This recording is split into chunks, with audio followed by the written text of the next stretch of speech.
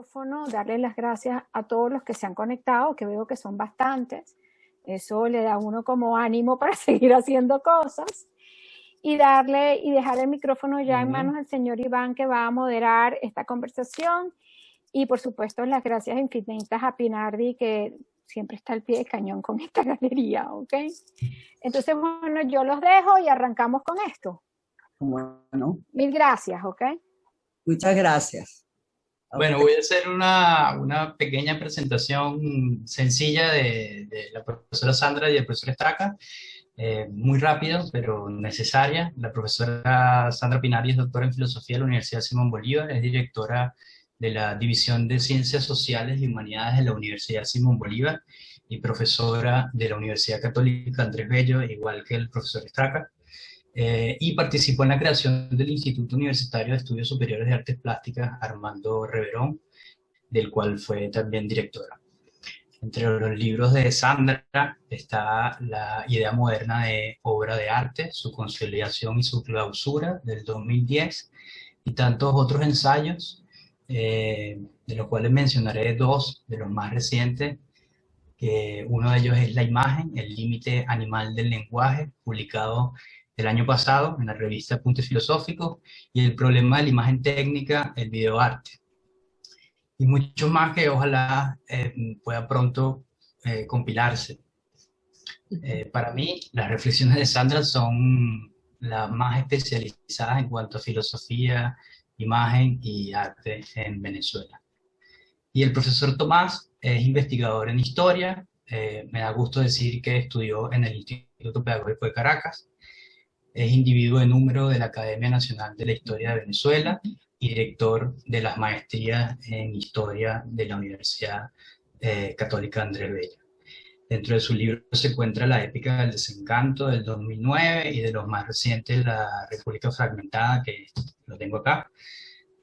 También es ensayista y columnista en varios espacios de publicación periódica, y personalmente disfruto mucho los ensayos del profesor Straca porque uno está leyendo un ensayo sobre la figura de Bolívar, por ejemplo, y aparece alguna anécdota o evento que en mi caso no conocía, por ejemplo, entre Picasso y Tito Salas, ¿no? que me agrada un poco encontrarlo en medio de un ensayo sobre historia. O uno está leyendo qué significa la democracia en Venezuela y aparece la alusión a una canción de Piero, o puede aparecer también una referencia a la letra del grupo de ska de Desorden Público, por ejemplo, ¿no? Siento que ambos tienen una formación especializada, cada uno en sus áreas, pero que han sabido salir de esos gabinetes exclusivos y alimentar con sus reflexiones debates sobre las imágenes que nos rodean, sobre el arte, sobre la cultura, lo político o la política en el país. Así que bueno, gracias a ambos, a Sandra de nuevo por acompañar la exposición elaborando el texto de Sala, y al profesor Straca por aceptar la invitación. Aunque esta es una actividad que, como decía Carmen, está en el marco de la exposición Ante qué, mientras que más tarde, que clausura el domingo, la idea es que la exposición sirva de excusa para abordar otros temas que puede que la exposición toque, pero que sin duda superan la exposición, ¿no?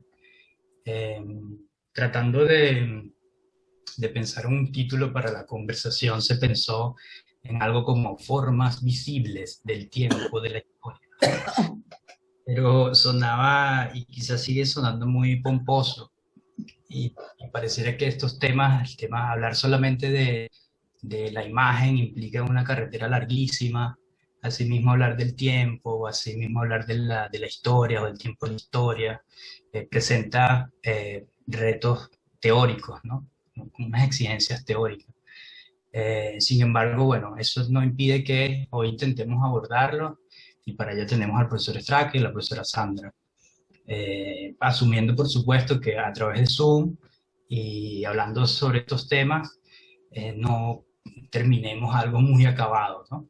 Pero bueno, igual lo haremos. Asumiendo que yo que aquí los grandes son ellos dos, yo prefiero asumir el rol de moderador, como dijo Carmen, y será una conversación, pero bajo el formato de pregunta-respuesta para darle ritmo y aprovechar mejor el tiempo. Haré algunos comentarios y algunas preguntas, pero bueno, creo que sinceramente vale mucho la pena escuchar a ambos. Entonces, bueno, si les parece, comenzamos. Vale.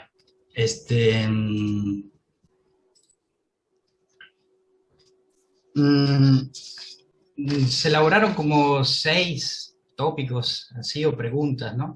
El primero de ellos es la representación historiadora y la imagen memoria. Y es que pareciera que el referente de lo que hablaré tiene mucho que ver con el pasado. La memoria es del pasado y para la historia, para un historiador también puede ser un objetivo la significación del pasado.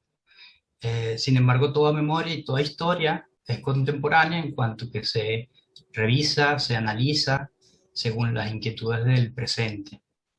Eh, el pasado parece regresar al presente o retornar eh, muchas veces en imágenes, ¿no? En recuerdos, en imaginación, pero también en la historiografía, en los testimonios, en las inscripciones, en las figuras pintadas, en el cine documental, etc. La primera pregunta que aparece por allí es, ¿cómo cohabita la memoria y la historia?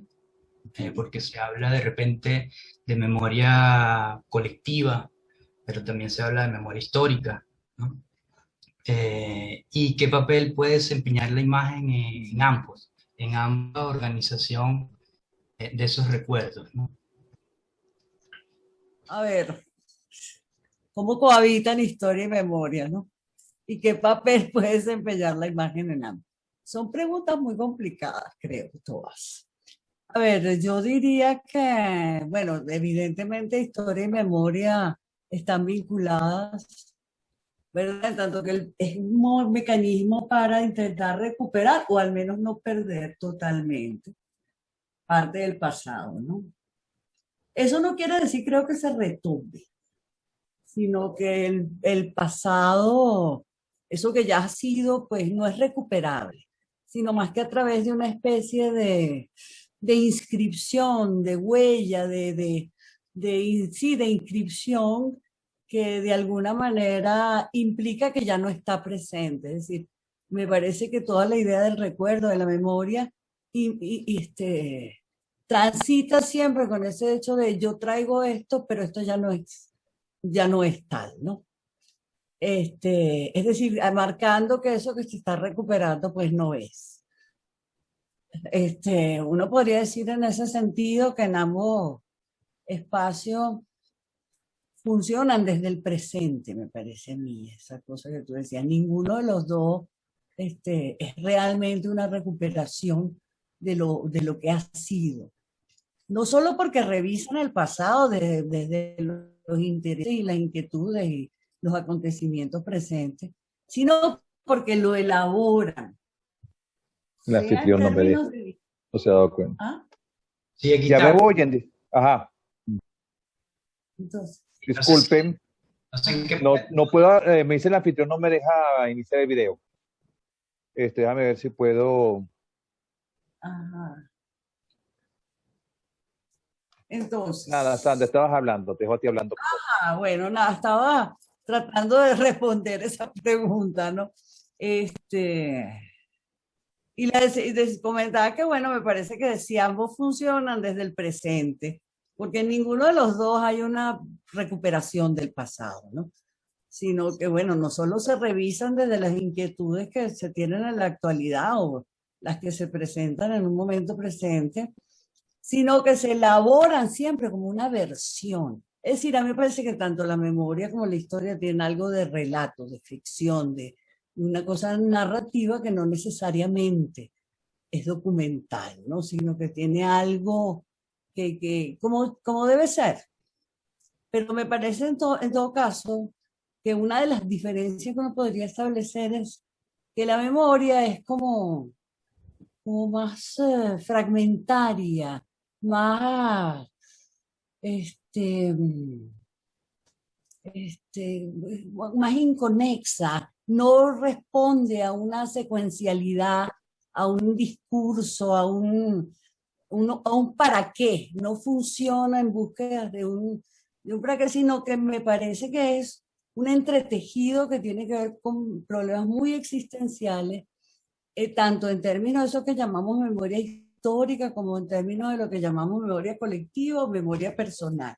Es decir, la memoria tiene algo que me parece que siempre tiene que ver con que tiene que ver con una especie de modo de vincular retazos y elementos entre sí que no necesariamente responden a una discursividad, a una línea más o menos establecida de manera muy sistemática. Y en ese sentido creo que se diferencian, ¿no? Con respecto a la imagen, uno podría decir, por ejemplo, Benjamin, que siempre dice que el verdadero modo en que el pasado constela con el presente es a través de una imagen dialéctica. Es decir, esas imágenes tensas, esas imágenes que no están resueltas, problemáticas, que no están plenamente elaboradas. Pero ahí uno se podría preguntar si eso que Benjamin está llamando imagen no se correspondería también, no exclusivamente con la imagen visual, sino con las imágenes verbales. Es decir, porque la idea de imagen es muy amplia. Entonces, en ese sentido, si siempre atiende a una cosa que se presenta más o menos diacrónicamente, es decir, de una sola vez, como intuitivamente, pero podríamos hablar de una imagen verbal. Ahora, sí, creo que si hablamos específicamente de la imagen visual, que es a lo que tú te refieres, lo que creo que se destaca con la imagen visual, tanto en lo que tiene que ver con la memoria como en lo que tiene que ver con la historia, es que la imagen visual logra, me da la impresión, sobre todo en estos tiempos, logra, quizá porque hemos aprendido a verla de manera distinta, hemos aprendido a relacionarnos con lo visual de modo diferente, pero creo que en estos momentos ella destaca figuras, detalles, que son maneras que se pueden determinar como de componer algunos significados o sentidos de las cosas de forma mucho más evidente, más clara. En ese sentido son como más precisas, dan como más información, parece mentira, que lo que podría dar una imagen de otro tipo. Y en eso me parece interesante porque la imagen visual muchas veces puede afirmar lo que un discurso está diciendo, pero igualmente lo puede negar ampliamente, justamente con los elementos que destaca y con los elementos que están puestos ahí. Eso sería un poco para comenzar, pues, a ver. Sí, está la idea de memoria, se articula de repente en disciplinas de manera distintas, obviamente, ¿no? Sí, claro. Claro, pero me parece que siempre la memoria tiene que ver algo como con un archivo, con una indistinción de elementos que tú vas colocando en un sitio que están como a la mano, pero que no es lo mismo que un discurso estructurado. El discurso de la historia es como lo elabores, es un discurso y tiene una estructura que funciona así, un para qué. Es decir, está todo mediado en algo que de alguna manera va buscando. De repente una de las referencias que tiene el discurso historiográfico, Tomás, es que a diferencia de la memoria individual o la memoria colectiva, la memoria histórica o la construcción de un relato histórico tiene como un referente la nación, ¿no? A diferencia de repente de la memoria individual. No necesariamente, la idea de nación puede ser tremendamente poderosa para definirte individualmente. Basta que salgas de Venezuela para darte cuenta de cómo los venezolanos se definen a sí mismos con lo que en su cabeza consideran que es Venezuela. Entonces comienzan a ponerse gorritas de Venezuela y qué sé yo, pensar lo que significó para el pueblo judío, su historia y cómo eso ayudó a conformarse como nación y cómo eso lo ayudó a identificar viviendo en otras naciones, por decirlo de alguna manera, compartiendo dos nacionalidades. Yo coincido con Sandra en lo de memoria e historia y me acordé, y cuando el internet me echó la broma, por la que les pido disculpas, hoy he estado un poco accidentado, pero no estarlo más. Cuando de lo que me acordé y iba a comenzar a hablar cuando el internet me sacó, fue de una frase de Tony Judd que dice que la memoria y la historia son como dos hermanastras o dos primas que van juntas, que pelean por la misma herencia, pero que se quieren muy poco. Los historiadores tendemos a tener una relación bastante mala con la memoria histórica, la memoria social colectiva, que no es necesaria, pero que suele ser lo que ocurre tendencialmente, por varias razones. Porque la memoria simplemente es aquello que recuerda a la sociedad de sí misma y que recuerda a las personas de sí mismas. Pero eso que recuerda a las personas de sí mismas puede estar llena de lagunas, llena de vacíos, llena de falsedades y puede funcionar socialmente siendo completamente una mentira. Es decir, la memoria no tiene que ser verosímil para funcionar. Usted puede basarse en creer que su lugar de donde proviene, proveniencia en el tiempo, es completamente otro que responde a la realidad, que las circunstancias que lo llevaron a donde están son completamente otras que funcionan en la realidad. Usted puede estar muy equivocado, puede meter la pata, y de hecho meten mucha gente la pata con esto, pero esto funciona inicialmente como memoria. La historia, en efecto, tiene un sentido, yo voy a emplear la misma palabra que Sandra, ahora busco un sentido, y tiene una aspiración a la verosimilitud, a estar basado en la realidad y a que sea exactamente lo que existe. La historia nace en Grecia para enfrentarse a la memoria.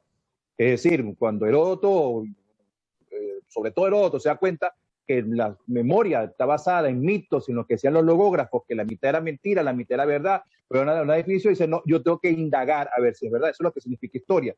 Historia es una palabra del plural griego que significa indagación. Indagar es histor. Entonces, esta es una diferencia. Ahora bien, la memoria, el hecho de que tú estés peleado con alguien que no te guste no significa que no influya en tu vida o que no convivas con él, hasta incluso que no estés casado con él.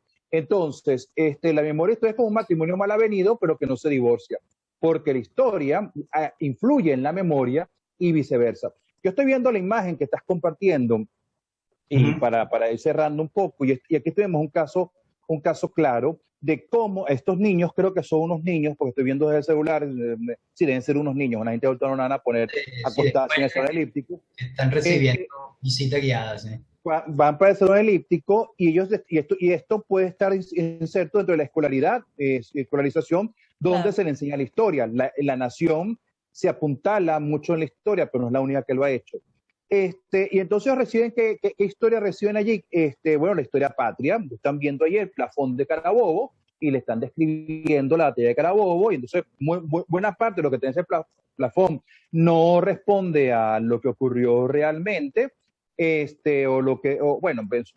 no de forma deliberada, es un discurso determinado que va entrando en su memoria. Es decir, eso en todo caso dialoga con lo que ellos han oído en su memoria sobre quién es Bolívar, que nos independizamos de España y que el origen de la patria está allí.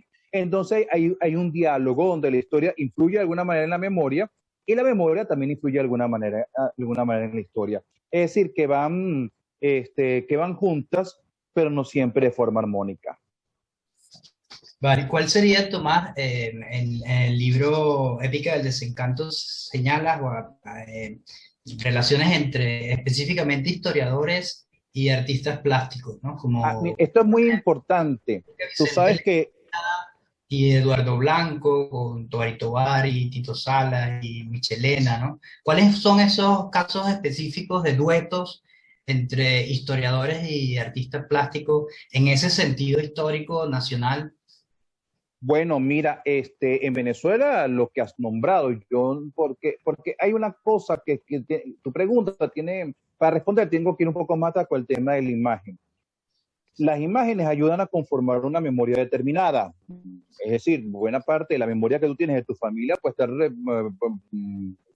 construida con base en lo que tú ves en los álbumes familiares, en lo que tú oyes, en lo que se contó en las sobremesas. Ahí más o menos tú vas construyendo. vas construyendo tu memoria.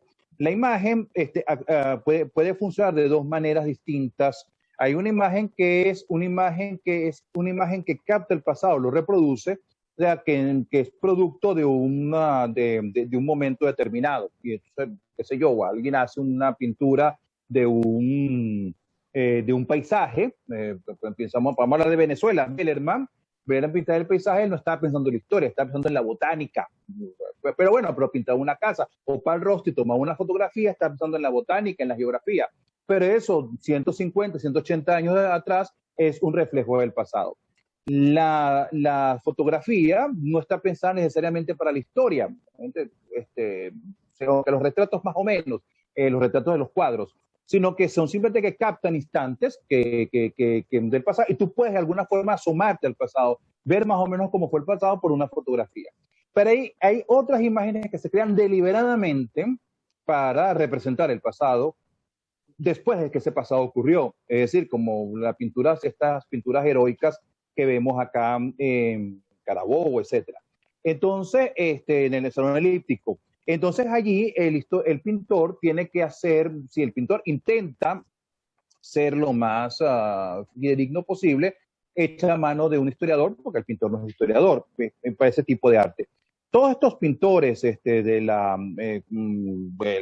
siglo XIX que pintaron, que ayudaron a crear tanto del imaginario venezolano, ellos de alguna forma entraron en contacto con la investigación que había, con los historiadores que había, y iban para los sitios, para ver los paisajes, etc. Pero para responder tu pregunta y no alargarme demasiado, yo creo que el gran caso es Vicente Lecuna, y que donde lo vemos claramente, Vicente Lecuna y Tito Salas, es un ejemplo muy claro. No supiera exactamente, y es una cosa que queda por investigar, por ejemplo, cómo Tovar y Tovar se enteró de las cosas, que seguramente él tendría allí a Aristides Rojas, que le diría alguna cosa para el estilo.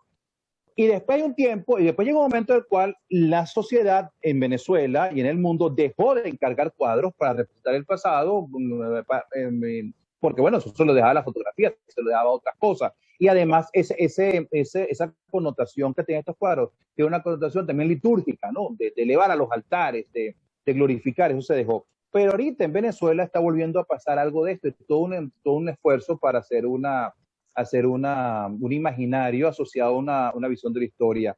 Y ese esfuerzo tendríamos que estudiarlo para ver quiénes están pintando hoy, y uno lo ve, por ejemplo, los muralistas, estos murales que se han hecho en Caracas, y qué asesoría tuvieron, si es que tuvieron alguna. O sea que esto va...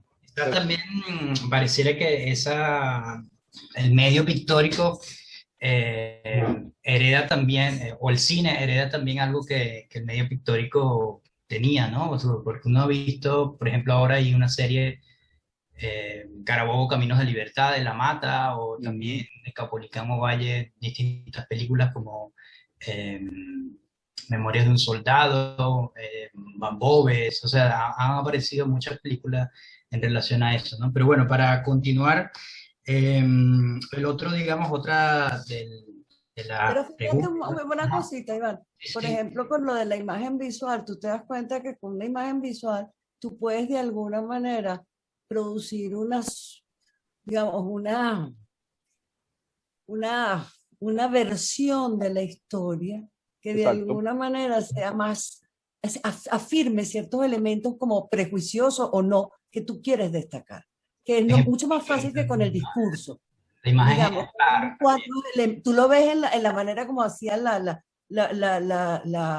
pintura heroica. Tú ves ahí un elemento que está afianzado en una cantidad de ficciones, pero que tienen un elemento que es, digamos, ideológicamente muy importante. Absolutamente. Que es una cosa que tiene la imagen visual que a lo mejor el discurso no. Sí. O no lo tiene tan fácil, no lo tiene tan fácil. Vale, bueno, el otro ítem era cultura visual y filosofía, o cultura visual e historiografía, ¿no? Yo ponía como introducción en el siglo pasado aparecen planteamientos como la cultura visual o el giro icónico, y se asume que a partir de la reproducibilidad técnica de la imagen, la sociedad se va haciendo cada vez visual, ¿no? Que existe un pensamiento con las imágenes, desde las imágenes y entre las imágenes. Y hoy día el contacto con la realidad, y esta muestra, Zoom creo que es una muestra, ¿no? Se resume cada vez más a la construcción de imagen, ¿no? De iconos. Entonces la pregunta era si ha transformado esta cultura visual contemporánea a la filosofía, y si ha transformado también a la historiografía, si ha cambiado la identidad de los que investigan en historia y los que investigan en filosofía a partir de la cultura visual contemporánea. Pero qué bueno que arranque Sandra. Okay. Bueno, a ver, yo creo, lo de la identidad de los que investigan, eso ni lo voy a intentar contestar, porque eso me parece una cosa que excede mis capacidades, absolutamente. Es decir, no creo que los investigadores tengan como una identidad que uno pueda más o menos elaborar, así como para decir si se ha transformado o no a través de la cultura visual. Me parece muy complicado eso. Pero sí, de la cultura visual sí creo que es realmente importante, porque nos permite establecer una cantidad de vínculos y de conexiones que no son de orden lógico, ni de orden proposicional, ni que tienen que ver con el significado, sino que más bien se centran en el aparecer de las cosas, cómo las cosas aparecen y cómo las cosas se afirman o tienden hacia algunos elementos y a otros no, dependiendo de cómo aparecen. Es decir, de esa manera como se hacen presentes. Eso creo que la cultura visual ha modificado inmensamente nuestro tiempo, haciendo que aparezcan una cantidad de hechos, y eso me parece interesante, que los hechos son imágenes. Pues todo esto del Zoom y todo esto de las clases y la mitad de las cosas y la gente que se autorrepresenta y las redes sociales. Entonces tú terminas teniendo un conjunto de hechos que son imágenes todos, que no por eso dejan de ser los hechos que están ocurriendo y que están aconteciendo en el mundo, pero que son de una textura que hace 20 años no te lo hubieras imaginado, que eso iba a ser así. El hecho parecía una cosa con la que uno se topaba, pues, de alguna manera, ¿no? Y esto no, esto es las imágenes mismas, entonces son hechos. Bueno, entonces esta cantidad de hechos, desde lo que se elabora, primero creo que para la filosofía han sido un descubrimiento en el sentido que funcionan como síntomas de pensamiento, síntomas de problemas, síntomas de reflexiones, síntomas de lo que está sucediendo. De modo tal que tú ves que en los discursos filosóficos, en muchos casos se atienden a esos ámbitos que tienen que ver con la cultura visual, más que para hablar de la imagen en sí o de los problemas que allí se elaboran, para entender esos elementos como síntomas de un proceso cultural y de un devenir, no podría decir bien histórico, claro, de un devenir de los tiempos, y entonces en ese sentido se ha hecho, digamos, la filosofía ha aprendido, creo, a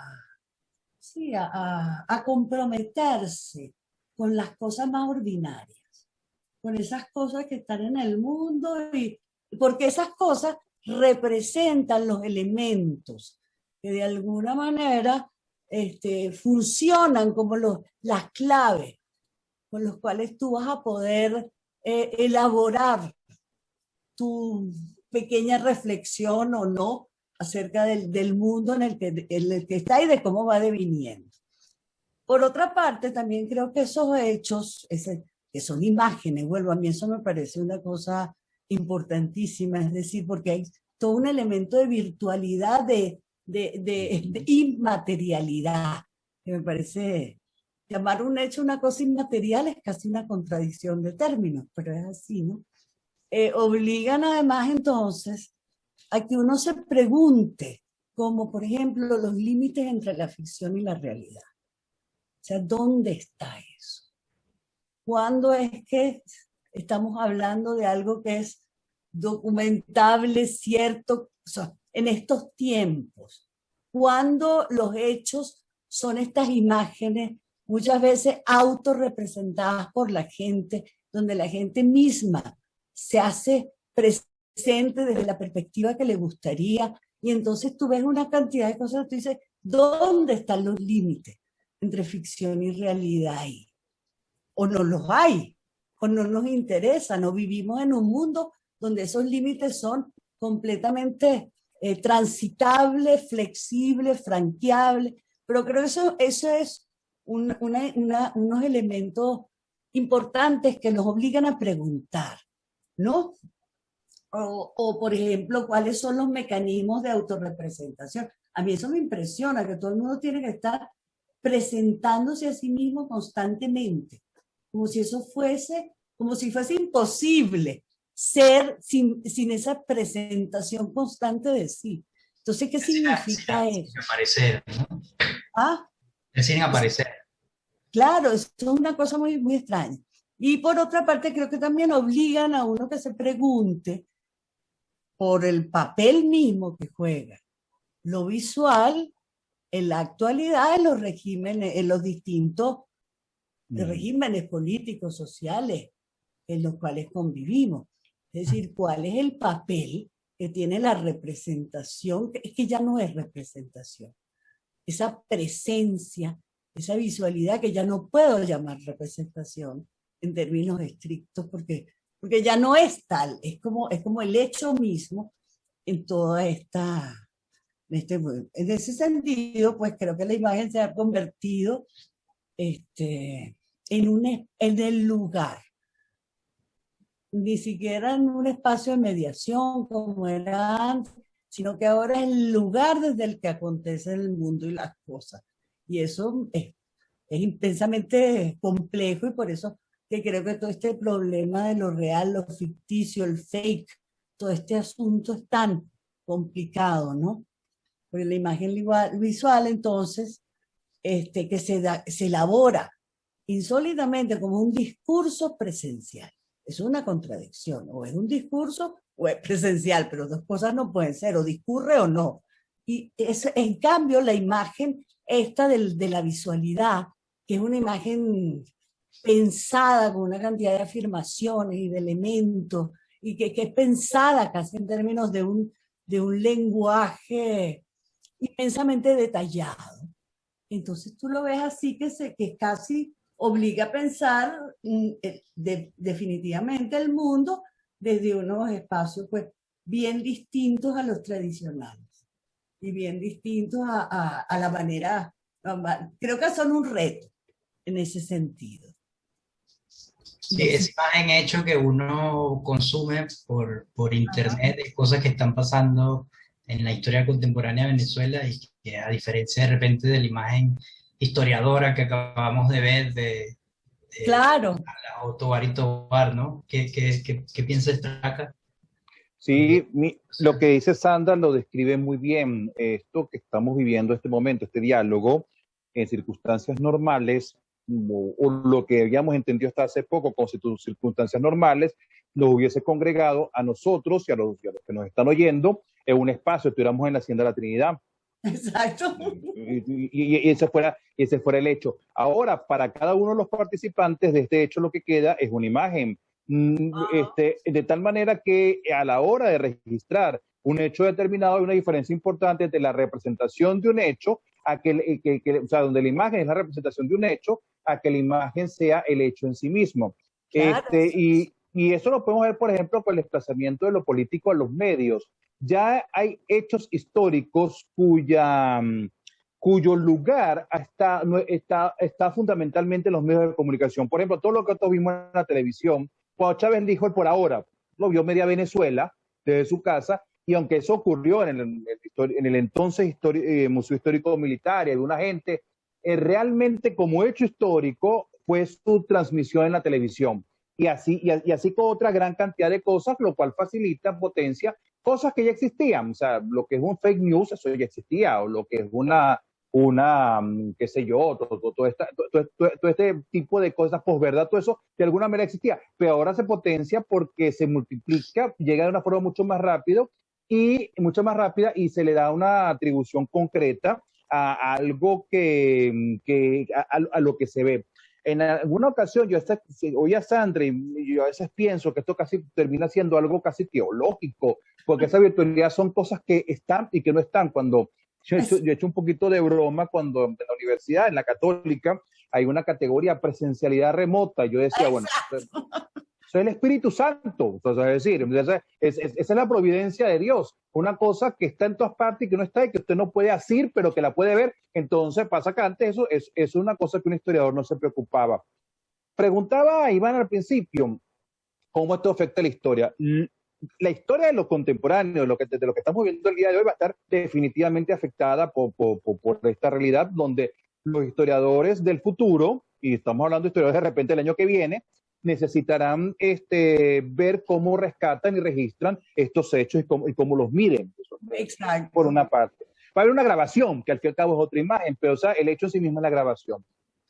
Ya en el siglo, ya desde hace unos 50 años, pero de forma más sistemática, hace unos 30 años, ha habido un redescubrimiento en la historia de la imagen como fuente histórica, como una fuente histórica donde tú puedes ver información.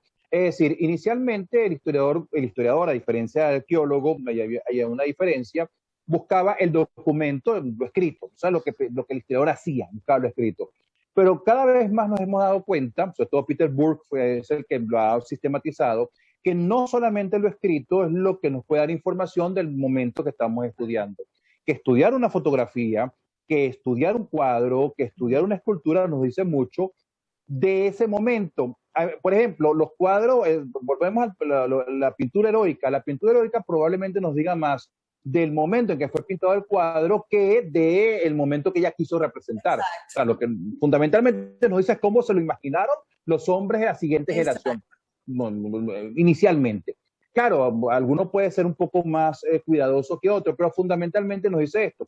Hay que ver, pongamos, cuando nosotros nos imaginamos el pasado grecorromano y creemos que está lleno de mármoles blancos y resulta que eso estaba lleno era multicolor. O sea, un griego entra del pasado, pudiera entrar por alguna máquina del tiempo, una sala de un ¿cómo se llama? Un museo de arte griego y no reconocería aquello, ni viceversa. Pero y están las cosas que nos hablan del momento en sí mismo, que son, por ejemplo, pues, típicamente las fotografías o la filmografía, o cosas que se representaron, que realmente no con sentido histórico. Mientras menos vocación histórica tenía el que tomó la foto, probablemente más honesto fue al hacerla. Exacto. O el que pintó y uno puede entender mejor cómo se vestían, cómo hablaban, qué decían, qué hacían, qué hay. Termino con algo que no hizo un historiador, pero muchas veces, muchas veces meten la pata, pero muchas veces precisamente gente que viene de otros ámbitos ve cosas que uno, por estar metido en la disciplina, no las ve porque uno tiene sus grínculas disciplinares. Paco Taibo, que es un hombre que me gusta muy poco por un montón de cosas, él hizo una biografía de monumental en tamaño, y también bien escrita de Pancho Villa. Y esa biografía me llamó mucho la atención porque reproduce, él investigó y va narrando, y la narra como el estupendo novelista que es la vida de Pancho Villa. Pero muchas de las cosas que él encontró, él las comenzó a relacionar con el montón de fotografías que fueron siendo de Pancho Villa. Entonces él va diciendo, bueno, nosotros podemos ver entonces que esta batalla, el día tal, este periodista tomó esta foto y vean ustedes cómo Pancho Villa tiene una cara acá. Entonces va haciendo un diálogo entre lo que dice y las imágenes que fueron producidas, ¿no? Que al final da una visión muchísimo más rica y muchísimo más viva del personaje de su tiempo, y hace casi como dos narraciones, que es lo que dicen ahora, por ejemplo, los autores, que el cuadernillo de ilustraciones tiene que ser otra narración en sí misma, pero en el caso de Paco Taibo nos demuestra cómo se ha ampliado esto. Más o menos, por ahí. Bueno, podemos hablar mucho más de esto, un tema que me gusta mucho, pero bueno, no sé si Vale, bueno, Sandra habló de hecho-imagen y ahí con eso creo que o imagen-hecho y con eso tumba o desmorona un poquito la otra pregunta, ¿no? Que tiene precisamente que ver con esto que decía Straka, que bueno, a veces quizás vale más para la historiografía alguien que no ha tenido una pretensión fotográfica o o una potencia artística que alguien que hizo una foto y ya, ¿no? Que es lo que está pasando cuando uno está viendo ahorita los sucesos, que la gente está en las ventanas registrando cosas, ¿no? ¿Ya? Entonces, bueno, por un lado pareciera ver el hecho representado y la forma que lo representa, ¿no? Pareciera haber una relación entre lo representado y la forma. Por eso cuando veíamos la batalla de Carabobo o pensamos en Michelena, bueno, toda la pintura histórica, quien tenía la potestad de hacer esas representaciones tenía que ser alguien capacitado, ¿no? Y le pagaban para que fuese a París a llenarse del conocimiento clásico de la pintura, ¿no? Y quien no tuviese, digamos, esa capacidad, bueno, terminaba de repente haciendo bodegones o naturaleza muerta, ¿no? Pero si superamos ese edificio de representación clásica, nos encontramos como con otras poéticas, ¿no? Poéticas que tienen que ver con la figuración de un hecho, pero que son abstractas, o poéticas que tienen que ver con la figuración de un hecho, pero que son surrealistas, o como por ejemplo, no sé, me puedo venir acá, ¿no? Como en el caso de Otto Dix, por ejemplo, ¿no? O en el caso de repente de Miró, que pinta esto y son solamente 3 líneas y se está tratando de él, un condenado a muerte, ¿no? Del franquismo. Entonces, la pregunta va por ahí un poco, ¿no? ¿Cómo se articula el valor histórico y el valor artístico? ¿Cuál es la relación entre la capacidad testimonial que tiene una imagen y los elementos materiales que configura o inmateriales que configura, de las percepciones? ¿Cuál es la relación?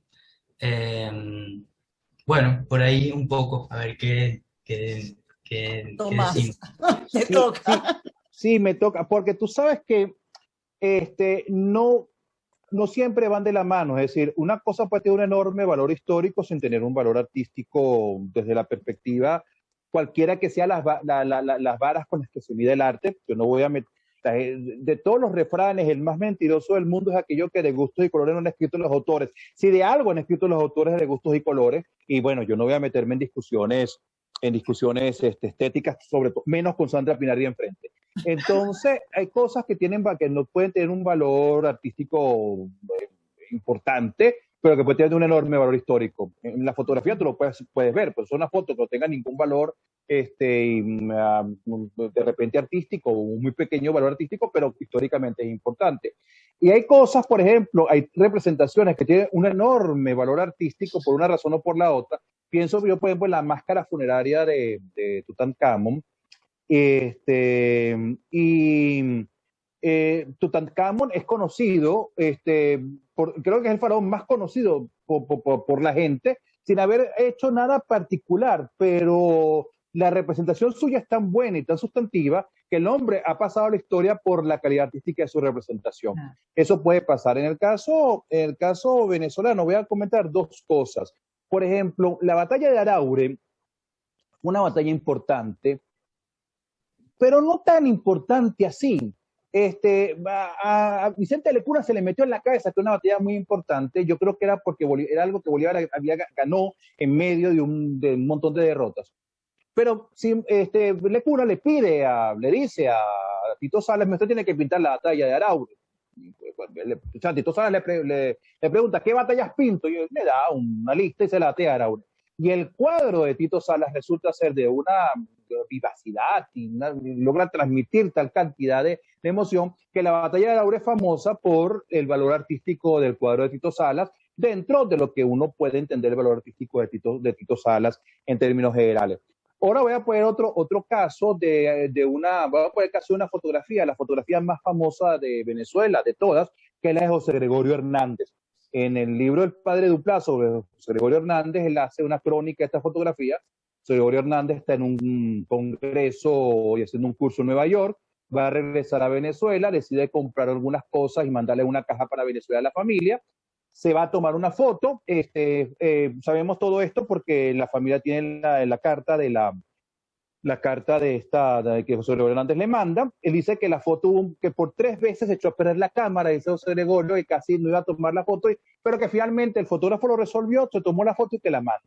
Esa fue una fotografía pensada para la familia sin ningún otro tipo de intención, que bueno, que va a acompañar la foto con una tarjeta postal y unos regalos que él mandó en una caja de cosas que mandó a Nueva York. Y fíjense ustedes cómo esa foto, que sin tener una dimensión artística particular, un retrato que es solvente, pero no mucho más, se convierte en un testimonio, no solamente historiográfico, sino un testimonio que va más que historiográfico, tanto además de historiográfico en la memoria colectiva. Todo el mundo reproduce y piensa que José Gregorio Hernández una y otra vez es como esa fotografía de Nueva York de 1917. Así, ese es José Gregorio Hernández. Entonces, ahí vemos un caso donde algo que no tiene mucho, 2 casos donde algo de gran valor artístico mete un hecho en la historia que de otro modo no estuviera donde está, y algo que no tiene tanto valor artístico, pero que por lo que dice, puede tener un enorme valor histórico. Y termino con una pregunta con algo que insinúa o que señaló Iván, pero que yo lo voy a servir un poquito como conducto, como puente, para que Sandra nos diga un poco más. ¿Qué pasa cuando las artes plásticas se van hacia la abstracción? Porque no es que la abstracción no representa, no diga cosas, dice un montón de cosas. Estaba pensando en Guernica, el bombardeo de Guernica es un cuadro abstracto y la gente se acuerda del bombardeo de Guernica es por el cuadro de Picasso, porque fue horrible el bombardeo de Guernica, entre otras cosas, porque fue uno de los primeros bombardeos aéreos a población civil. Está bien, con el bombardeo de Nankín. Pero lo que vino después de Guernica fue tan enorme, con los bombardeos a las ciudades alemanas o la batalla de Inglaterra, que si no hubiese sido por el cuadro de Picasso, no nos acordaran los historiadores de Guernica, los especialistas en la guerra civil española, no muchos más justo un montón de batallas que sea la guerra civil española. Pero una obra de arte muy buena puede llevar a esto, y en este caso un arte que es bastante abstracto, en todo caso es figurativo, pero no es arte clásico. Es decir, Bombardeo de Guernica no es la batalla de Araure, de Tito Salas, es otra cosa. Y por allí logra entrar. No sé cómo podrá funcionar. Yo estoy pensando cómo mientras más informalista sea el arte, o hasta incluso ahora con las nuevas tendencias que hay en las que están los más jóvenes, la videoescultura te da chance para meter cualquier cosa, pero las nuevas tendencias que hay, ¿cómo podría funcionar esto? O si ya ha funcionado de alguna manera que se me escapa. No sé, seguramente Sandra tendrá algo que decirnos importante, Iván, al respecto. Bueno, tanto como importante no creo, pero sí, yo creo que el arte tiene, independientemente de que, como dices tú, no necesariamente funciona para descubrirnos una realidad histórica, en el sentido de que nos la plasme tal como es. Tiene una cosa interesante que habla de los intereses de su época. Claro. Y de alguna manera eso es una inscripción histórica. Es decir, entonces ver, por ejemplo, el arte abstracto y la manera como Picasso elabora la batalla de Guernica, entonces tú dices, bueno, ahí hay una realidad, ¿verdad? Que más que tenga que ver con la batalla de Guernica, tiene que ver con unos intereses de una cierta cultura, de un cierto país, de una nación, con unos malestares. Y en ese sentido creo que tiene, que es lo que digo cuando uno se pone a ver que la imagen para la filosofía está funcionando como síntoma.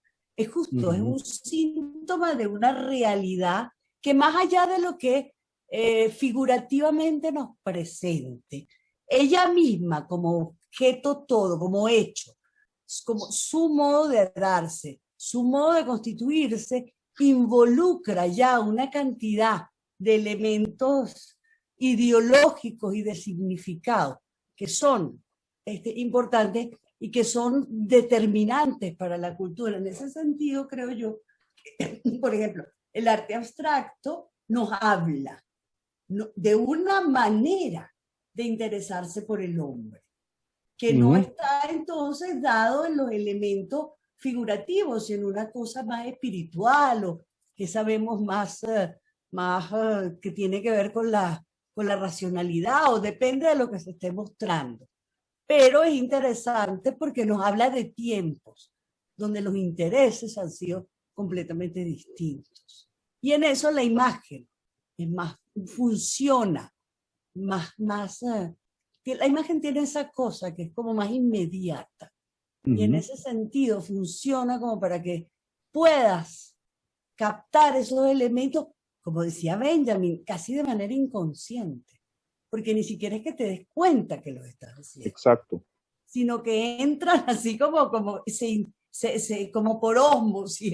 Llega a los sentidos. Llega, exacto, y no es una cosa que tengas que atender a eso, que en ese sentido es muchísimo más peligrosa. Absolutamente. Claro, es una cosa que me puede conducir a cantidad de transformaciones y de afirmaciones de las cuales yo necesariamente ni siquiera me doy mucha cuenta de lo que estoy haciendo. Tú sabes que estaba pensando en esto de la emocionalidad y yo me decía, bueno, el arte, yo por un tiempo yo pensaba que, bueno, el arte abstracto va a poder tener esa eficiencia para la creación de memoria como tenía el otro, indistintamente de que nos guste o no nos guste, o de que sea verdad o sea falso. No estoy hablando de eso, sino va a tener esa eficiencia. Guernica lo demuestra, pero estaba pensando en otras cosas. Bueno, claro, por un momento pensé en los expresionistas, que ellos deliberadamente buscaron los expresionistas alemanes de la primera posguerra.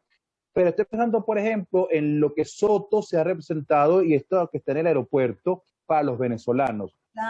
Es una idea, cualquier venezolano del mundo ve esto y siente que es una Venezuela, el día de hoy siente que es una Venezuela que pasó, y aquella imagen de la Venezuela que emigra, es decir, es como el fracaso, el colapso de aquella Venezuela, son mis pies caminando sobre aquello mientras me voy. Claro. No todos lo elaboran igual, pero es Soto, que parecía ser un hombre que está lo más lejos por su arte, lo más lejos posible del arte clásico, unas rayas y que armónicas y que generan unos efectos visuales determinados, pero que no parecen tener un discurso. Y fíjate tú cómo lo logran, y lo logran en gente normal, común y corriente, no gente que se pone a estudiar y pensar en estas cosas. Así debe haber muchos más. Y además, claro, por ejemplo, tú ves todo el constructivismo venezolano y todo lo que es el arte cinético y es el arte moderno. Y es la modernidad. Entonces, cuando tú piensas en la Venezuela de la democracia, de la modernidad, tú piensas en la Plaza Venezuela, en los murales de Soto, en los murales de Cruz Diez, piensas en una cantidad de elementos que no tienen ninguna figura, pero que te dan te dan el ánimo. El contexto, exacto. El ánimo. De una modernidad que bueno, que en el fondo desapareció. Entonces tú dices, hay todo un elemento ahí que es muy interesante, sí. Que lo tiene la visualidad más que otra cosa, evidentemente. Sí. Vale, bueno, habían dos cosas. Otra, la imagen técnica y los fragmentos, y estaba también la palabra y la imagen. ¿Por cuál? Sandra, la palabra y la imagen, como vamos por la imagen técnica. A mí me cuesta mucho eso, porque me parece que la imagen es un tipo de palabra y la palabra tiene que ver con la imagen. Yo esa distinción me cuesta. Vale, voy a aproximarme a la imagen técnica y los fragmentos. Cuando uno se aproxima a la historia del cine, va viendo o constata que los materiales de expresión o los elementos que configuran la imagen cinematográfica están disgregados, ¿no? Quien hace un montaje cinematográfico lo ve bastante claro, ¿no? El sonido va por un lado, la imagen por el otro, el texto por otro lado, ¿no? Y en experimentos como lo de Muybridge que estamos viendo acá, el movimiento de un cuerpo, de un hombre corriendo, fue fraccionado en tiempo y espacio, ¿no? algo que habíamos considerado un continuo, ahora está completamente dado en trozos aislados, ¿no? Pareciera que los avances que estamos teniendo en la tecnología de la imagen van contribuyendo a esa disgregación de la realidad, ¿no? Son varias preguntas o apreciaciones. La primera es, quizá Straca me vaya a decir que no, no lo sé. La primera es, la historia hace una composición también por fragmentos. Puede llegar a coincidir lo que hace con la disposición de un montaje temporal que hace un cineasta, y una segunda que quizás pueda eh, eh, atajar mejor Sandra es si la historia no trabaja sin la construcción hecha de trazos, de retazos heterogéneos, es que ella misma está hecha también de anacronismos. Son, Yo, bueno, lo dejo allí abierto. Este es muy bridge y esta es la manera como montaba Eisenstein, ¿no? Que planteó como el montaje vertical y en lo que se ve la música ok. por ver los planos y el movimiento de los cuerpos, como toda esa disgregación del hecho, ¿no? Mira, absolutamente sí. Los historiadores no hacemos otra cosa que reunir fragmentos y darle un sentido en lo que llamamos discurso histórico. De Exacto. hecho, una de las primeras cosas que se hace en la metodología clásica de la historiografía, de la investigación histórica, es la ordenación y filiación. Se agarra un montón de fragmentos, ordenar, ver cómo se ordenan y cómo se filian. Y entonces nosotros lo que hacemos es que interpretamos eso, le damos un sentido y creamos el discurso histórico y nos podemos equivocar. Hay gente que deliberadamente miente y eso no sé un historiador porque es antiético, pero ocurre. Hay veces que estás muy permeado por tu forma de ver las cosas, cada quien ve otra cosa, pero no hacemos nada distinto a esto. Yo le digo a los que se están formando para historiadores que un poquito como CSI es nuestro trabajo, que ellos, un trabajo de detective. El detective ve un hecho, hubo un robo, hubo un asesinato o algo, y con base en los fragmentos que está, él reconstruye cómo se llegó a ese punto. Eso es lo que hacemos los historiadores, con base en los fragmentos. Y las imágenes cada vez más son una parte de esos fragmentos. La imagen, sobre todo, no tanto la imagen que echa el cuento, porque esa es la imagen que echa el cuento es alguien que ya te está narrando la historia, esto fue así, sino el conjunto de imágenes que tú puedas echar mano. Es decir, como un detective, lo primero que buscaría el día de hoy, bueno, las cámaras de seguridad que dicen, y después mira este hombre y vamos a cotejarlo con estas fotos, etcétera. Bueno, eso más o menos lo hacemos los historiadores y se parece bastante a lo que hace. Es decir, al fin y al cabo, el cine narra una historia. Y, claro, hay diferencias por la naturaleza misma de lo que se hace, pero la esencia es esto. Un cineasta que a veces hasta incluso funciona como funciona la historia. Tú consigues un documento que es el final de la historia y al principio todavía tienes que buscarlo. A veces tú consigues las cosas por la mitad y entonces la forma en la que tú vas consiguiendo documentos se parece mucho a veces a la forma en la que van grabando una película y después esa forma se ensambla y en ocasiones tú dices que te das cuenta que lo que tú creías que puede ser un buen final, mejor en un principio que sirva como spin-off y luego que eso vas avanzando hacia otra cosa. Es decir, se parece bastante y me gusta, de hecho me gusta mucho la comparación con los cineastas, no solo por mi amor al cine, porque yo siento que el cine que eleva la historia con esto, sino porque creo que se acerca bastante a lo que hacemos en nuestro trabajo. Sí, es verdad. Sí. Bueno, yo te voy a decir que yo tengo la sospecha de que el mundo del presente está hecho de acuerdo a una imagen cinematográfica.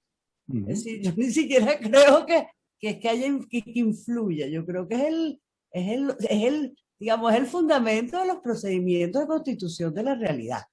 Y en este momento creo que, y por eso es que tenemos historias fragmentarias, tenemos todo fragmentario, tenemos una cantidad, todos los discursos son hechos de jirones, de pedazos, de retazos.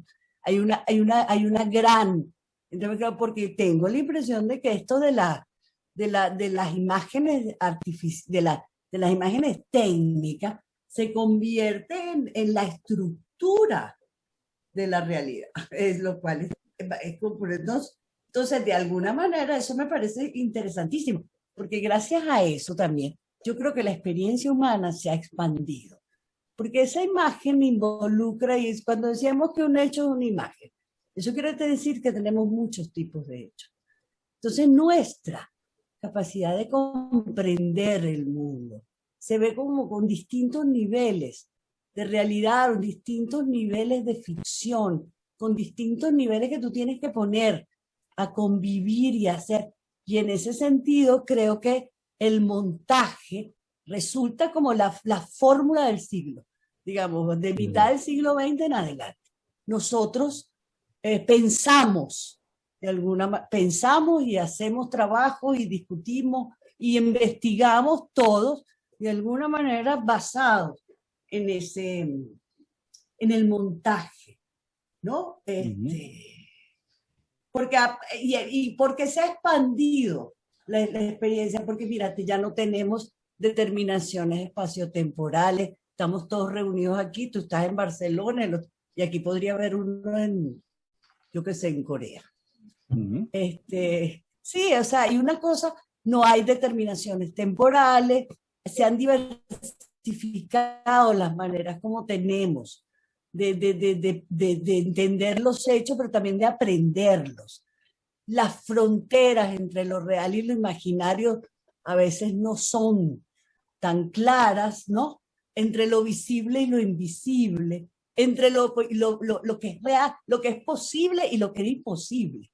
O sea, el cine te muestra unos mundos absolutamente imposibles, pero una cercanía que te muestran otro modo de hacer las cosas, ¿no? Aquí mismo en Zoom uno puede, hablando de esa disgregación, como apagar la voz de alguien y queda hablando. Exacto, sí, el pobre la imagen y queda solo la voz, que pareciera que bueno, que es algo, ya lo tenemos muy habituados, pero en la evolución así de la historia del cine se vio muy claro que los cuerpos andaban por un lado y la voz por otra, porque todavía las imágenes no podían cargar la voz como la está cargando en el momento, ¿no? Entonces, bueno, por ahí me aproximo a la otra pregunta. No, pero además te voy a decir una cosa, es que como si el mundo tuviera una contextura técnica. Es decir, como si nuestra realidad fuera básicamente técnica. Lo cual no sé si es bueno o malo, si es terrible o no. No es un problema de valoración, pero es un problema, es una sospecha, ¿no? Además, hay una cosa artificiosa que está en todas partes y que creo que es sumamente determinante, ¿no? En esa situación en la que se van apareciendo elementos de composición en el montaje, las imágenes no tenían y no podían usar el sonido de las voces, ¿no? Todo el cine que llaman mudo, que no es mudo, sino silencioso también, entre comillas. La voz no estaba presente. Eran silente. Eran silentes, ¿no? Y cuando la voz todavía no aparecía, no podía incorporarse en las imágenes, los cineastas y el cine ruso fue muy bueno en ese sentido, es que iba creando como una especie de sintaxis, una especie de gramática, que pretendían que fuese lenguaje, ¿no? La idea de que una película es un libro y un capítulo una secuencia y una escena es un párrafo y así, ¿no? Pero en la medida en que aparece la voz y aparece la posibilidad de la voz en off, pareciera que la imagen empieza a vaciarse un poco, al menos de esa responsabilidad tan asumida o tan equivalente a la palabra, ¿no?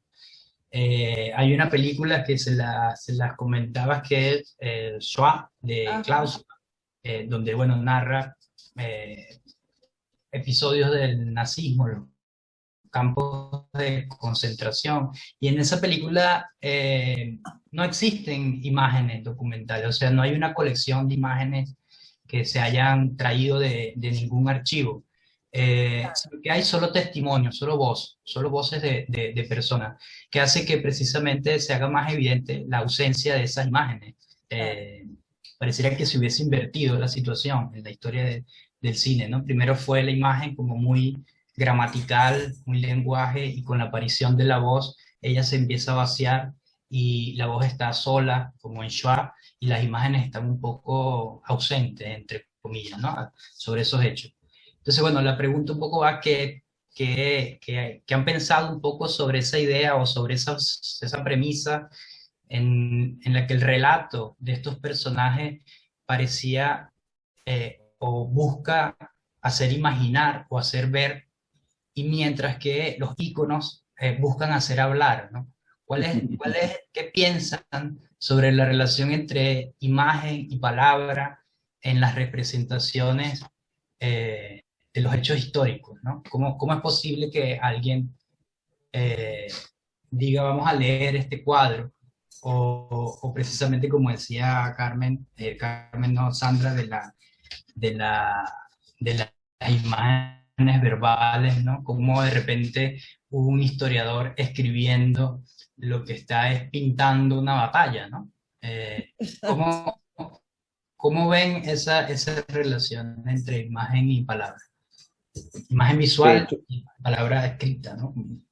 de hecho, los historiadores, ya no se emplea tanto la palabra, empleaban la palabra cuadro histórico. Cuando tú haces una gran visión de conjunto de algo, haces el cuadro histórico de un momento determinado. Y esto, pues, hay una cosa de lo anterior que yo quería completar y que puede servir un poco para conectarlo con esto, es que de esa idea de homogenización, de la homogeneidad que da ese discurso histórico, es una de las autocríticas, una de las cosas por las que más nos cuestionamos en historia. Sí es verdad que hay grandes tendencias. Pensemos esta imagen hecho del diálogo que estamos viendo el día de hoy. Hay grandes tendencias, por ejemplo, la existencia del Zoom. Esto es una tendencia. Esto es una cosa, si no existiera el Zoom y no existiera y no fuera importante o de alguna manera llamara la atención o pertinente de lo que estamos hablando, tuviéramos que las personas que nos acompañan tienen la generosidad de acompañarnos.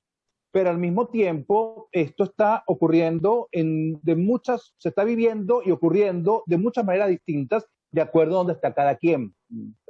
Nosotros, los ponentes, estamos entre ciudades, tres países distintos, y cada una de las personas que nos está oyendo está cada una en su momento. De tal manera que si uno habla de este hecho, uno tendría que hablar de tantos hechos como gente está aquí presente.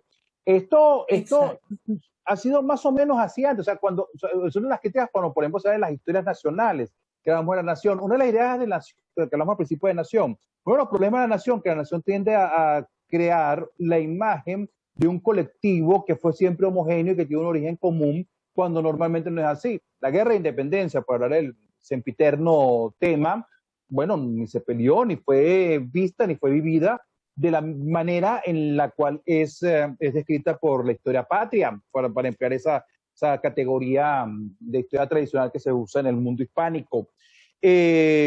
Hubo distintos venezolanos y distintas aproximaciones, distintas Venezuelas, que un momento hasta que Venezuela se disuelve, y si tú quieres dar una idea real de la historia de Venezuela, no es esta historia que es homogénea y que va detrás del caballo de Bolívar o que se siente en hueque puro, sino son muchas más historias reunidas, y en eso estamos trabajando los historiadores hace tiempo, de la microhistoria italiana hasta la historia regional. Es esto, ver que esto es un universo, es un universo muy complejo, que si bien tiene tendencias, no se puede homogenizar tan fácilmente.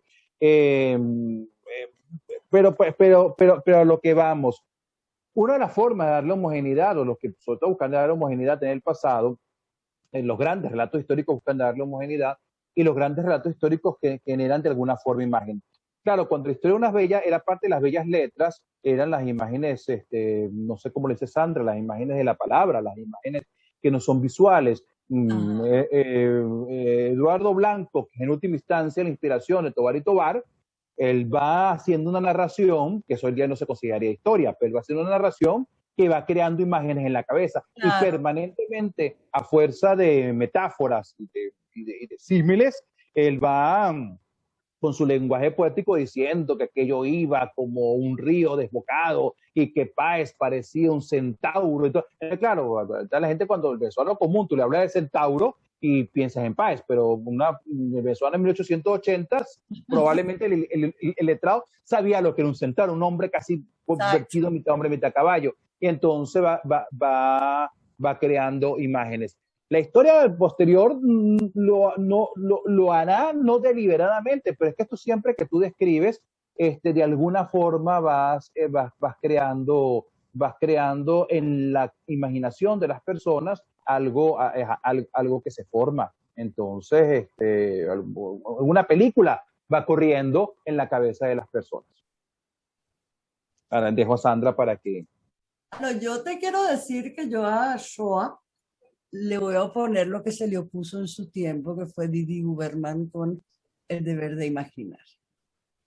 Al contrario, hubo otro que son solo 3 fotografías tomadas en un campo de concentración, y que justamente la idea fue que había que imaginar, porque si era una de las cosas que políticamente era terrible, era la desinformación. Es decir, la desimaginación como elemento para no hacer creíbles las cosas. Aquellas cosas que no se pueden creer porque son demasiado horrorosas son las que no se pueden imaginar. Justamente esas son las que hay que imaginar, para que aprendamos a creerlas, porque existen en el mundo, porque se han dado, porque son terribles, y porque no podemos colocarlas en un espacio donde no hay imaginación posible para eso. Y justamente es a eso lo que tenemos que imaginar. Sí, esta imagen de Goya precisamente dice abajo en el pie de foto, no se puede imaginar, no se puede mirar, perdón. No se puede mirar, pero sin embargo es él quien construye esa propia imagen, ¿no? Y ahí con la imagen de Goya, voy a ir a la última pregunta y luego, si queremos, pasamos un poco a las preguntas y abrimos los micrófonos, la cámara. No, y sí. comentamos. Bueno, esto tiene que ver más con, yo lo llamé estatutos temporales de los medios, ¿no? Y más o menos tiene que ver con el hecho de que hay imágenes ópticas, hay imágenes gráficas, así como hay imágenes verbales, imágenes visuales. Dentro de las imágenes visuales hay unas que son gráficas, otras que son ópticas, y entre ellas existen distintas relaciones con la temporalidad. La imagen óptica, la del objetivo de la cámara, se ha dicho que no puede estar presente. Ella no, no puede dejar de estar presente, o sea, ella tiene que estar allí, ¿no? Mientras que el pincel glorioso, como dice el profesor Estaraca, pudo no haber estado en los hechos, ¿no? Entonces hay formas de representación que pertenecen al esto ha sido, como decía Barthes, ¿no? Al pasado, al esto fue, tiene que ver con el testimonio, mientras que hay otras que son de tiempos ausentes, no necesariamente algo que ya pasó y se está pintando como una batalla, sino que también algo que se bocetea como el dibujo, ¿verdad? Tiene como esa condición de elaborar como un boceto para algo que puedo después realizar a futuro, ¿no? Entonces pareciera haber distintos estatutos temporales en cada medio, ¿no? Entonces, bueno, quería un poco preguntar un poco sobre eso, qué diferencias ven en las imágenes de la historia en cuanto a esos estatutos temporales, o más sencillamente, cuál es la diferencia entre una imagen testimonial y una imagen historiográfica, o, y aquí de repente podemos pasar a esta, cuál es la diferencia entre un monumento y un documento para la historia, ¿no? Está la famosa frase de Carrera Lama, entre el bronce y la polilla estamos los historiadores, que nosotros, el trabajo de historiador tiene a veces mucho que ver con polilla y con detritus de ratón, y está la otra cara de la historia que son los bronces, ¿no? Exacto. Entonces, el bronce y la polilla. Si quiere aproximarse un poco a esa, bajo esa idea de monumento y documento, y a los bronces, si quiere decirnos algo en relación a algo que ya hemos visto en distintas épocas, pero es precisamente lo que estamos viendo a través de cámaras y redes sociales, que es precisamente el derrumbamiento de bronce, ¿no? en Colombia, en distintas partes, ¿no? Pero bueno, Claro. estatutos temporales, documento, monumento, imagen para la historiografía, testimonio, imagen testimonial, ¿cómo se ataja todo eso? Y ahí para un libro, mira, Ajá, pero un montón de esto, una ametralladora de cosas. Mira, la primera diferencia entre un testimonio, entre una imagen que fue tomada por alguien que está en un momento dado y que quiere dejar testimonio, Goya, que quede testimonio de lo que él vio, y ya una pintura histórica que deliberadamente ex post facto quiere reproducir el hecho, tal vez el mismo Goya cuando pinta, bueno, yo no sé, yo creo que hasta incluso esto de los casos de los 2 y el 3 de mayo de Goya son testimoniales. Vamos a decir la gran pintura heroica, donde quiera que se hizo, en todas partes se hizo. Es la diferencia que hay entre el documento histórico y la obra historiográfica. Es decir, lo primero es la representación o el testimonio, el resultado, el vestigio, el producto en crudo de lo que ocurrió. Una persona, así como alguien que vio algo y lo cuenta, o sea, yo estuve allí, yo vi aquello, es alguien que le tomó una foto o alguien que debe pintar un boceto o alguien que levanta un informe de lo que vio. No está pensado para historia, está pensado para que dé un testimonio para cosas concretas. A veces hay cierta vocación histórica, pero lo normal no es necesariamente esto. Está buscando justicia, está buscando equilibrar primero a la gente de su época y a la gente de su tiempo. Ya lo otro está pasado por todo el alambique y está destilado de una interpretación, y generalmente en la pintura histórica, como la manda a hacer el Estado, la manda a hacer un partido político, es una visión de historia oficial que es muy almibarada y muy interesada. Hace relativamente poco estuve en el Museo Militar de Viena, y era interesante cuando tú vas a las salas de la guerra napoleónica, por ejemplo, están los cuadros que fueron mandados a pintar en la época, inmediatamente después de la victoria sobre Napoleón, cuadros heroicos. Y entonces son cuadros llenos de colores, como eran aquellos uniformes. Y hay muertos, pero no se ve sangre, no se ve lo que... una de las peores cosas de la guerra, cuentan todos que han estado en la guerra, es el olor a carne podrida y el olor a carne quemada. Son dos cosas que hay gente que sale de la guerra y no puede ir a una parrilla más nunca en su vida, porque bueno, la persona que está al lado se convirtió en una parrilla. Entonces, claro, tú ves aquello, es una visión de la historia. Luego vas a la sala de la Primera Guerra Mundial, que es de lejos la más interesante, y aparecen otros pintores que no están ya pintando, que no pintaron con la intención de exaltar al Kaiser, sino pintaron con la intención de expresar el horror de la guerra y la decadencia de la civilización, que es lo que sentía la gente en la Primera Guerra Mundial. Tenían razón en gran medida. Ahí son cuadros, no son de colores vivos, sino oscuros, grises, y la muerte es francamente la muerte, incontrovertiblemente.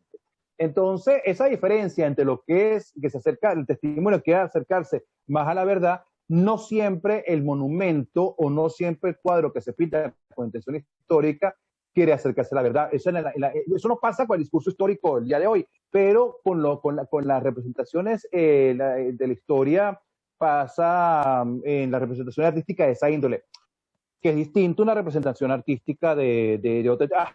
Por ejemplo, tú estás viendo, ese puede ser Luis Alberto Lammata, aunque Luis Alberto Lammata es bastante bueno porque es historiador, representando, pero tú estás viendo una cosa que explica muy bien. Estás viendo 2 oficiales en el campo de batalla vestidos con uniforme de gala. No, eso es el uniforme para ir para la fiesta, y ese es el uniforme con el que se mandaba a pintar los cuadros. Pero ¿quién va con su uniforme? ¿Quién va con lo que el día llamarían en el ejército el uniforme número 1 al campo de batalla? Bueno, entonces probablemente, claro, si yo soy Tito Salas, yo pinto Bolívar con ese uniforme atravesando los Andes, pero si yo quiero hacer un testimonio, pero si alguien que hubiera estado allí ve a Bolívar, lo hubiera pintado probablemente como andaba, con una casaca azul, un sombrero de cogollo, y muchas veces en alpargata. Hubiera sido una cosa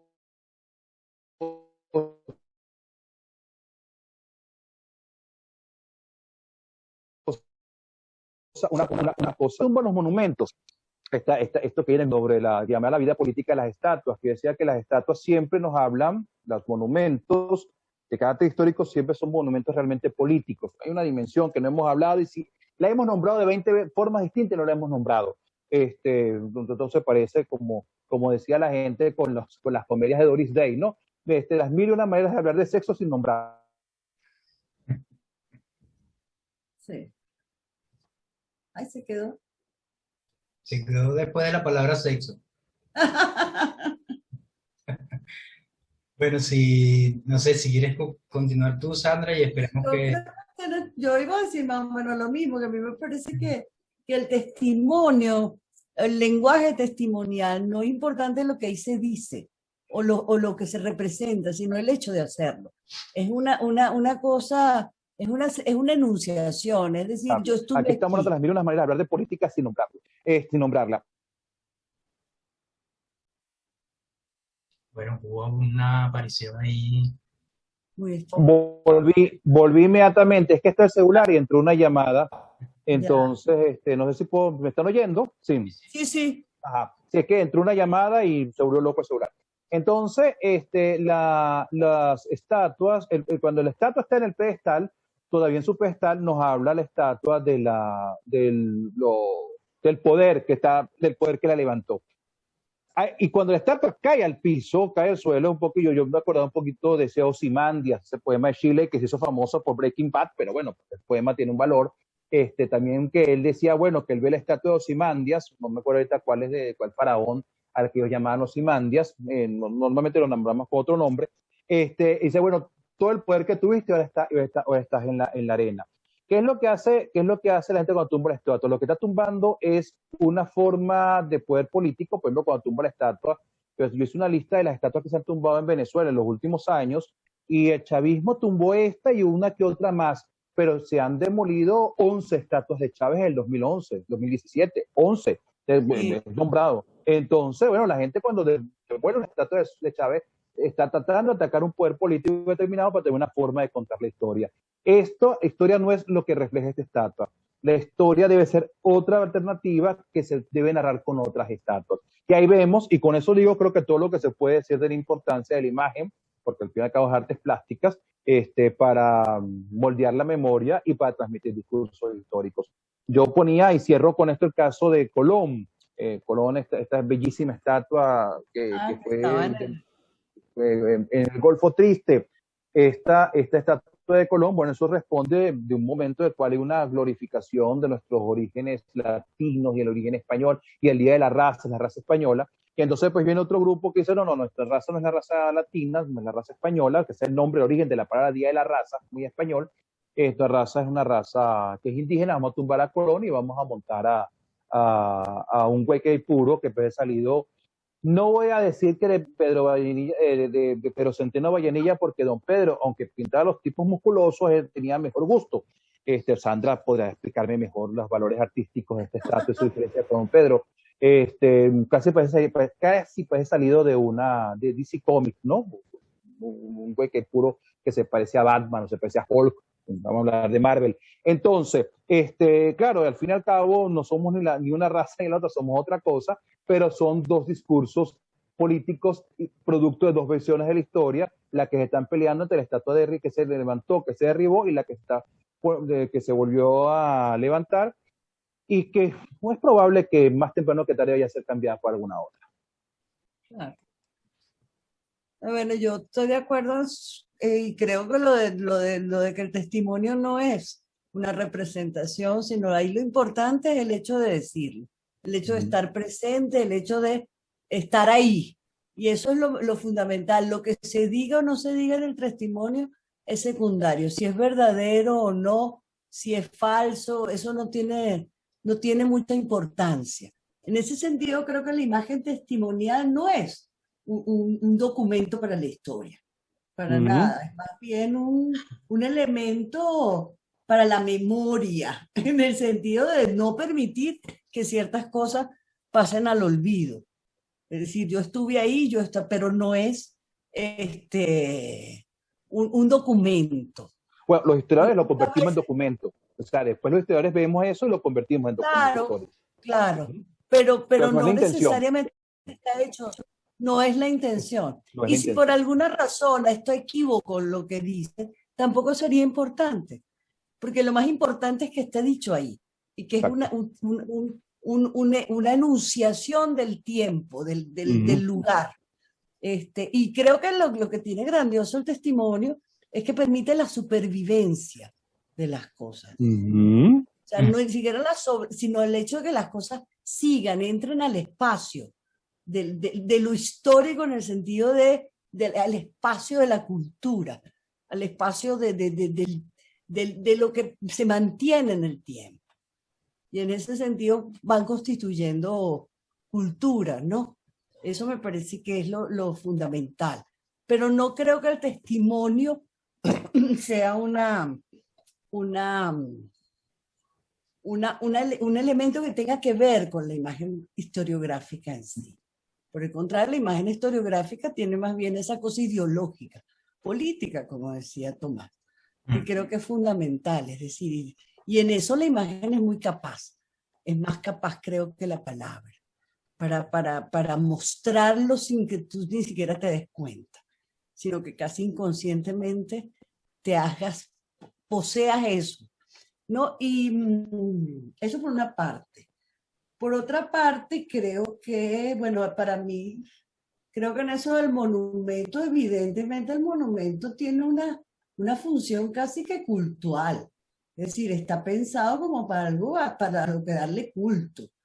Entonces, de alguna manera, desarmar los documentos, los monumentos, es de alguna manera mostrar que eso ya no tiene que ver con nuestros cultos, con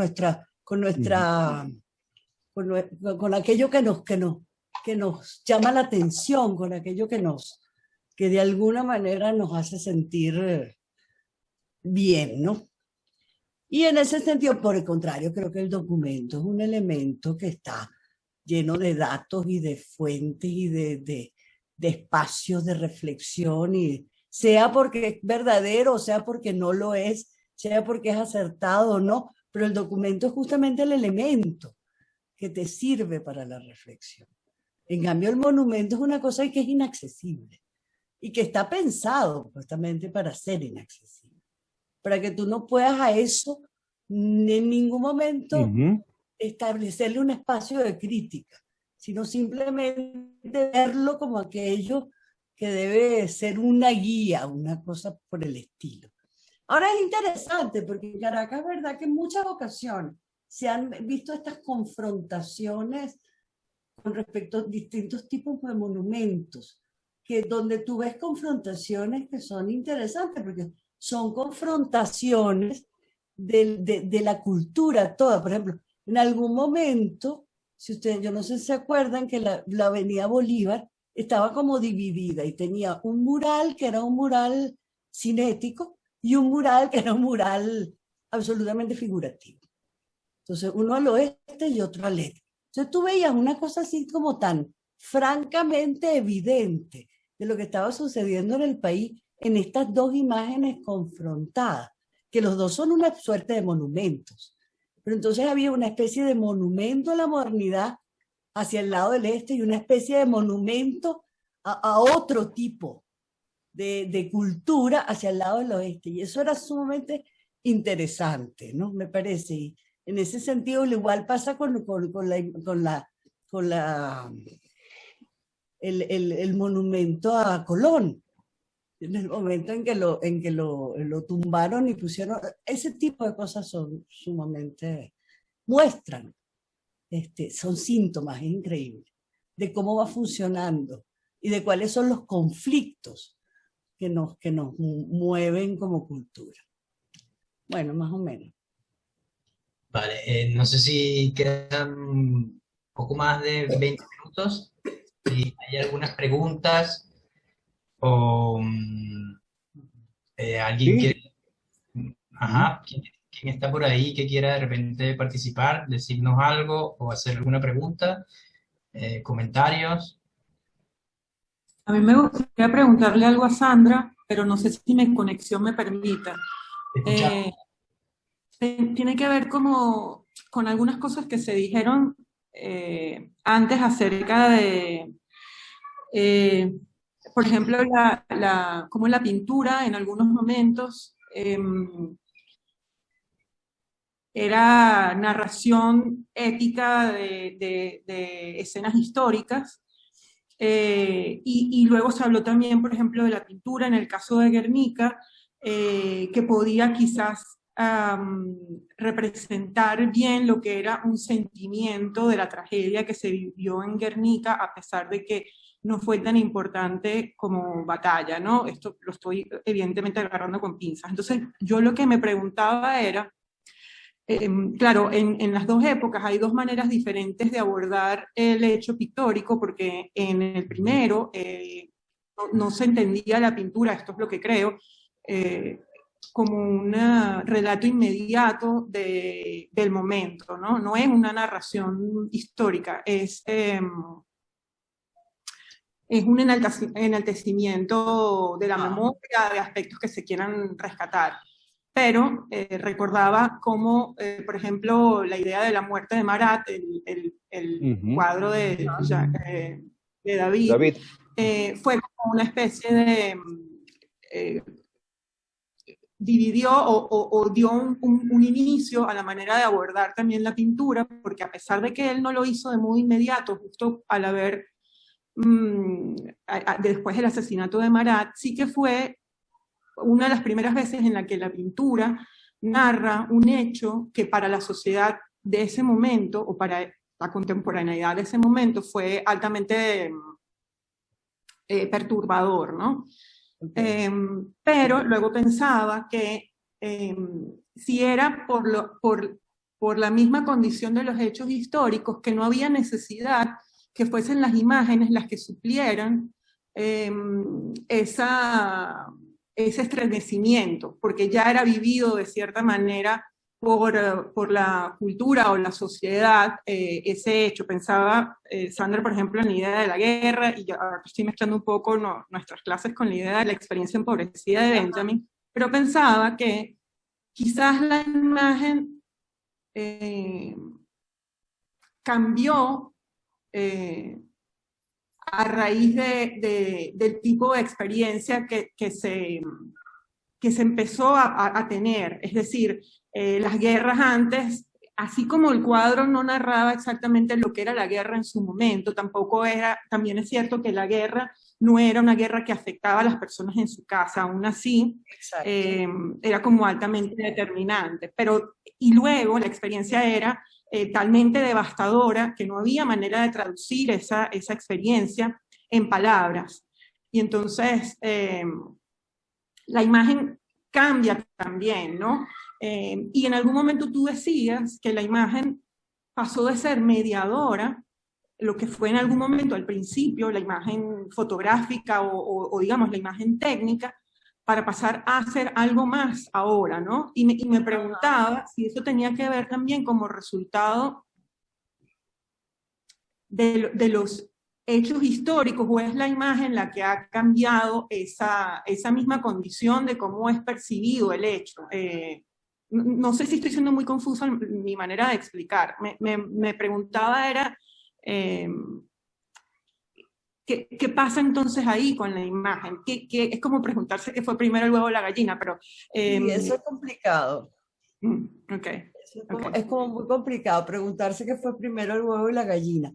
Yo sí creo que, a ver, que la imagen, digamos, esta imagen contemporánea, que es una imagen que ha hecho ejercicio de su capacidad de decir cosas sin ser de alguna manera explícita ni evidente, que sabe que con ciertos elementos puede conducir a ciertas interpretaciones. Y yo creo que ese es un reconocimiento de los tiempos. No sabría decirte si es algo que hemos aprendido con el uso de la imagen o es algo que ha colocado a la imagen en el lugar donde está. Pero sí creo que la imagen de esto que llaman cultura visual es una imagen que tiene una capacidad cinematográfica en el sentido benjaminiano del término, para conducir las subjetividades de los individuos con los que se enfrentan. Es decir, de alguna manera, pienso que estas imágenes contemporáneas son capaces de hacerte pensar unas cosas a pesar de tu propia, lo cual me parece inmensamente peligroso también, a pesar de tus propias determinaciones. Son muy seductoras en ese sentido, están muy elaboradas y son, sobre todo algunas, y son capaces de seducir a unos niveles donde dice, estoy como indefenso ante una cantidad de elementos ideológicos y de orden político probablemente que van constantemente a manipular de alguna manera mis propias tendencias. Ahora, ¿qué es primero? No lo sabría.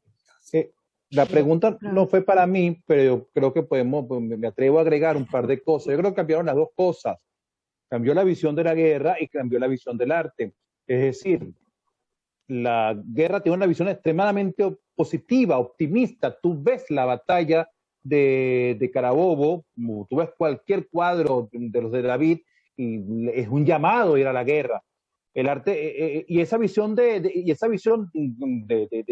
optimista y también propagandística para el estado de la guerra, no la tiene el arte contemporáneo. El arte contemporáneo se parece más a lo que hizo Goya, hace una crítica de la guerra.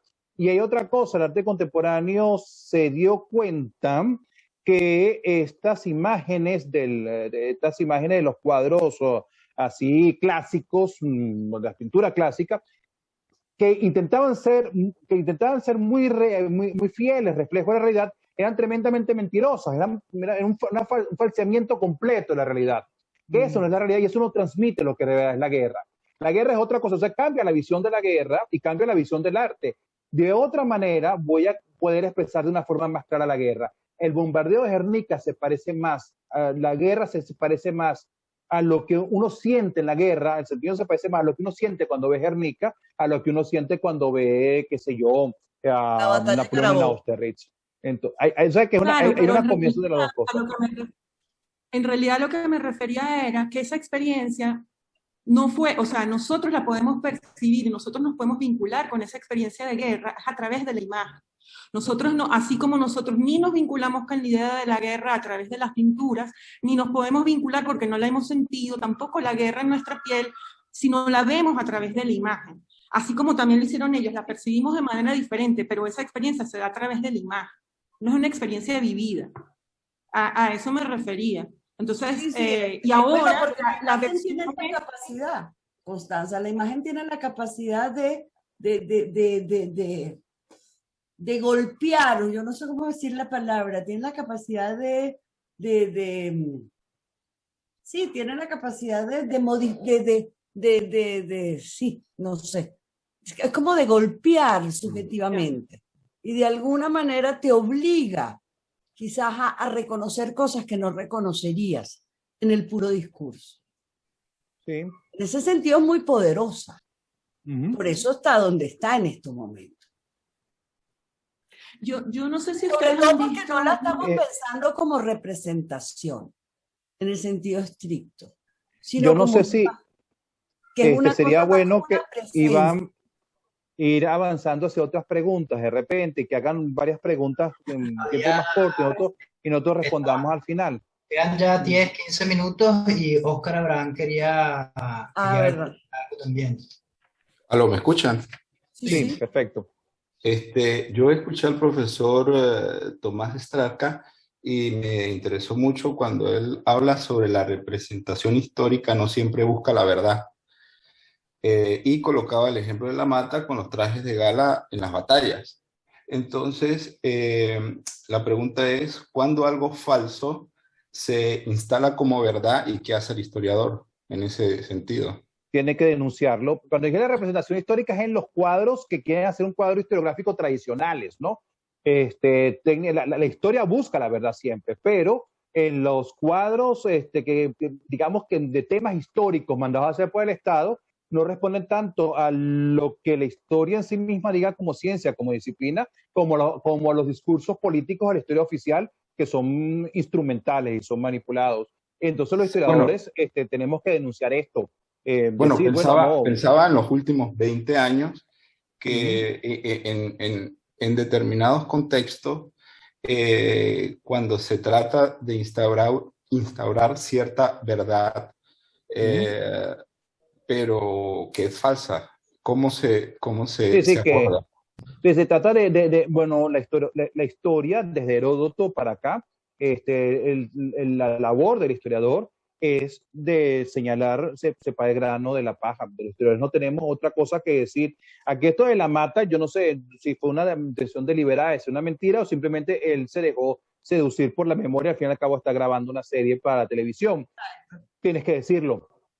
Ese horror que fue la película de Bolívar de Edgar Ramírez, que es una de las mentiras más mejor elaboradas que se han hecho, porque todo el discurso político y todas las manipulaciones del Estado fueron metidas a través de Edgar Ramírez como una especie de caballo de Troya y muy bien presentadas, y los sectores de la sociedad que bajo otros términos no lo hubiesen tragado, las tragaron precisamente por esto. Bueno, uno tiene que decir, esto acá no solamente, no es que se ficcionalizó alguna cosa, esto simplemente es un discurso político que se está deliberadamente llevando a través de esto. No estoy diciendo que Edgar Ramírez haya sido consciente de eso tampoco. Tenemos que decirlo como lo hicimos. Entonces, esa es la labor de la historia, es eso. Del historiador. Por eso nos peleamos tanto con la memoria, porque la memoria suele ser antojadiza, la memoria suele ser muy selectiva, la memoria tiene sus cosas. Entonces, Ese es el punto. ¿Quién determina esa verdad? pues bueno, la verdad histórica se determina con base, o sea, la aproximación a la verdad, a las evidencias que puedes mostrar. El historiador simplemente está como una especie de tribunal, aunque no juzga. Y lo que tú digas se respalda con evidencias. Tú lo que puedes decir, el historiador no se para como alguien que está en un púlpito y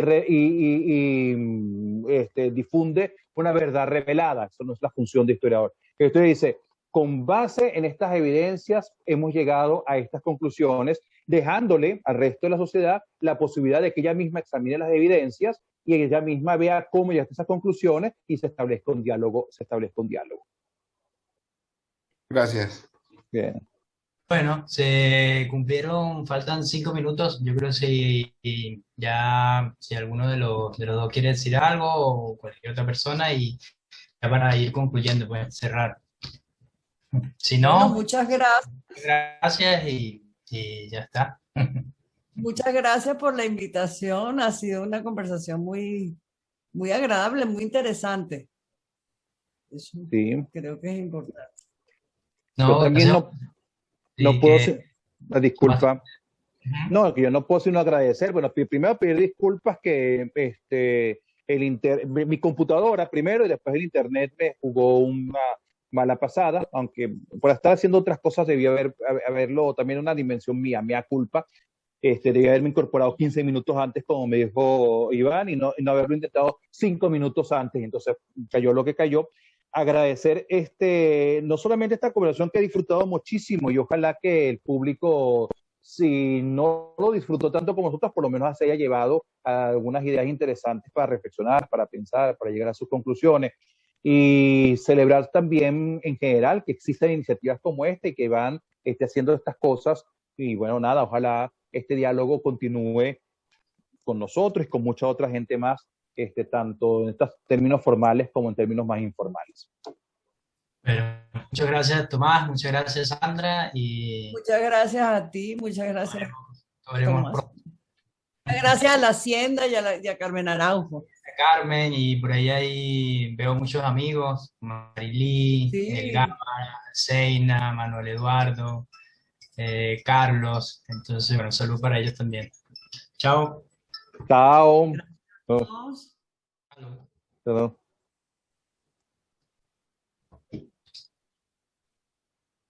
Nada. ¿Qué hacemos?